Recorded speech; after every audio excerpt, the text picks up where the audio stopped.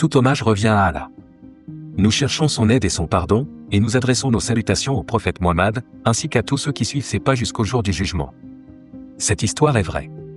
Elle fut racontée par le Cheikh Ahmed, un imam égyptien très actif auprès des jeunes. Il témoigne lui-même, par Allah, chaque mot que je vais vous dire est véridique, et j'aimerais le partager avec vous pour en tirer une leçon.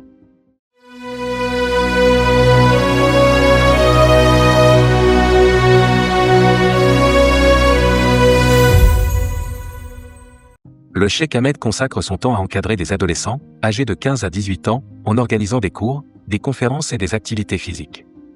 Parmi ces activités, il emmène régulièrement de petits groupes de jeunes apprendre à pratiquer le lavage rituel des défunts, leur enseignant ainsi les rites funéraires islamiques. Il insiste sur le fait qu'un membre de chaque famille devrait savoir accomplir cette tâche, car il est préférable qu'un proche s'en charge plutôt que de confier cette responsabilité à un inconnu. Un jour, il reçut un appel, « Cheikh Ahmed, quelqu'un vient de décéder et nous souhaitons que vous veniez procéder au lavage rituel. » Il répondit, « Inch'Allah, je viens immédiatement. » Il contacta alors 3 jeunes et leur demanda de se préparer à assister à ce rituel. Ensemble, ils se rendirent à la maison du défunt. À leur arrivée, ils furent accueillis par la famille. Un des fils vint saluer le cheikh avant de lui indiquer où reposait son père. Au moment d'entrer dans la pièce, le cheikh remarqua une odeur persistante de cigarette. Ce n'était pas une simple fumée récente, mais une odeur imprégnée dans l'environnement, comme si des cendres et des cigarettes avaient été accumulées pendant des années. Lorsqu'il pénétra dans la chambre, il fut stupéfait. Le défunt était allongé sur son lit, et tout autour, des clous étaient enfoncés dans les murs et les bordures du lit. Accrochés à ces clous, des dizaines de sacs plastiques, chacun remplis de paquets de cigarettes vides, leurs filtres usés et leurs cendres encore présentes. Le fils, voyant la stupéfaction du cheikh, lui dit immédiatement, « Je sais ce que vous pensez, mais je vous en supplie, ne posez pas de questions. » C'était notre père, c'était sa façon de vivre. Il expliqua que son père fumait chaque jour plusieurs paquets entiers, pas juste quelques cigarettes. Une main toujours occupée à tenir une cigarette, il respirait littéralement la fumée, passant sans interruption d'une cigarette finie à une autre. Aucun membre de la famille ne pouvait le raisonner, et il vivait ainsi, inlassablement. Le cheikh, troublé, répondit simplement, « Que Dieu lui fasse miséricorde. » Continuons. Lorsque le lavage rituel débuta, il observa le corps du défunt. Son visage, ses mains, ses jambes, tout était d'une blancheur inhabituelle. Il murmura alors, « Subhanallah, peut-être est-ce là un bon signe de fin de vie. Allah lui a donné ce qu'il méritait, et Allah seul sait ce qu'il y avait en lui. » Ainsi, le cheikh murmura, Alhamdoulilah, peut-être est-ce une bonne fin. Dans une réflexion personnelle, il ajouta, « J'ai lu de nombreux ouvrages de savants relatant un phénomène étrange. Il mentionnait que la couleur du visage d'un défunt pouvait changer lors du lavage rituel. J'y ai toujours cru, car les érudits ne mentent jamais. Pourtant, je n'avais jamais été témoin d'un tel événement, jusqu'à ce jour. Subhanallah, comment cela a-t-il pu se produire? » Alors qu'il débutait le lavage rituel, il versa de l'eau sur le visage du défunt. Alors que l'eau glissait sur la peau du défunt, un changement inexorable s'amorçait. Au départ, ce n'était qu'un léger assombrissement, presque imperceptible à l'œil nu.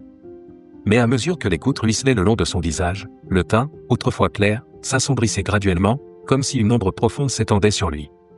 Le cheikh, bien que troublé, s'efforça de maîtriser son inquiétude. Il devait rester concentré sur sa tâche. Alors, intérieurement, il répétait avec conviction, « Ya Allah, garde-moi fort. » Il prit une nouvelle poignée d'eau et la versa à nouveau. Cette fois-ci, l'assombrissement fut plus marqué, plus brutal. La lumière qui se reflétait sur le visage semblait s'éteindre peu à peu. Une tension inexplicable pesait sur la pièce, comme si une force invisible alourdissait l'air autour d'eux. Mais il ne pouvait pas l'arrêter. Il persista, continuant le lavage avec une détermination inébranlable.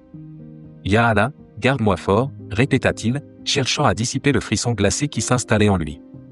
Les jeunes assistants, debout à ses côtés, observaient la scène avec une anxiété grandissante. Le silence qui régnait n'était brisé que par le bruit de l'eau s'écoulant sur le corps du défunt et le souffle court de ceux qui le regardaient. Le changement se poursuivait sans relâche. Ce visage, autrefois pâle, semblait être dévoré par une obscurité toujours plus profonde. Comme si le passage entre ce monde et l'autre emportait avec lui les traces d'un passé que nul ne pouvait effacer. Sentant l'urgence de la situation, le cheikh tourna son regard vers le fils du défunt et, d'une voix calme mais pressante, lui dit « Va chercher quelque chose. » Sa voix, pourtant maîtrisée, portait en elle une gravité qui ne laissait place à aucun doute. Quelque chose d'étrange était en train de se produire, et ils allaient devoir aller jusqu'au bout, quels que soient les frissons qui parcouraient leur peau. Lorsque les jeunes étudiants présents quittèrent brièvement la pièce, il leur demanda « Avez-vous vu ce qui se passe sur son visage et son corps ?» Un des jeunes, visiblement terrifié, répondit d'une voix tremblante, « Oui, et je ne peux pas continuer. Je veux partir. » Mais le cheikh rétorqua fermement, « Par Allah, personne ne quittera cette pièce avant que nous ayons accompli notre devoir. » Malgré des années d'expérience dans la purification des défunts, il ressentait une peur intérieure qu'il n'avait jamais connue auparavant. Mais il resta concentré sur sa tâche, répétant sans cesse, « Ya Allah, garde-moi fort. » Finalement, le rituel fut achevé. Le visage du défunt, désormais complètement noirci, contrastait avec son apparence initiale. Lorsque le fils revint, il contempla son père et demeura sous le choc, incapable de détourner le regard. Alors qu'ils enveloppaient le corps dans son linceul, le cheikh réfléchit à ce qu'il venait de vivre. « J'ai toujours cru aux récits des savants, mais ce que j'ai vu aujourd'hui dépasse tout ce que j'avais imaginé. » Puis il se souvint d'un enseignement profond, celui qui s'accroche à une habitude grandit avec elle, vieillit avec elle, et peut-être mourra-t-il avec elle. Et celui qui meurt sur une habitude sera ressuscité sur cette même habitude.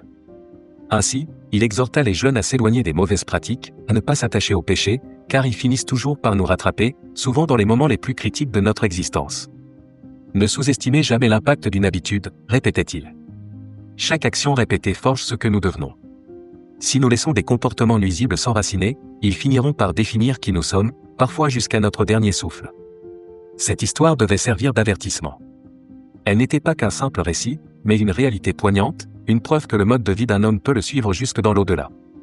Que chacun réfléchisse à la direction qu'il emprunte et prenne garde aux actes qui façonnent sa destinée. Nous vivons dans un cycle d'actions que nous répétons encore et encore, parfois sans même y penser. Chaque répétition renforce une habitude, chaque habitude creuse un sillon profond dans notre âme.